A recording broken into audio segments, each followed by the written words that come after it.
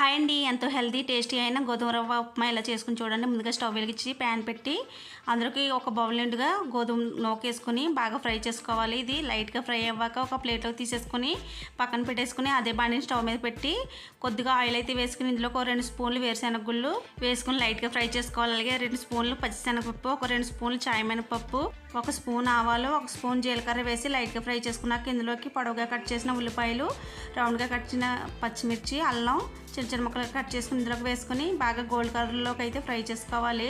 ఒక 2 రెబ్బల కరివేపాకు కూడా వేసుకుని బాగా ఫ్రై చేసుకుని ఇందులోకి రవ్వ తీసుకున్న బౌల్తో 1కి 2 చొప్పున 2 బౌల్స్ వాటర్ అయితే వేసేసుకొని రుచికి సరిపడా సాల్ట్ వేసి మూత పెట్టి ఒక 10 నిమిషాల పాటు మరిగించుకున్నాక ఇందులోకి మనం ఫ్రై చేసిన రవ్వను అయితే కొద్ది కొద్దిగా వేసుకుంటూ గట్టితో కలుపుకుంటూ మూత పెట్టేసి సిమ్లో ఒక 10 నిమిషాల పాటు ఉడికించుకుంటే పొడి పొల్లాడే గోధుమ రవ్వ ఉప్మా రెడీ. నచ్చితే లైక్ చేసి సబ్స్క్రైబ్ చేయండి.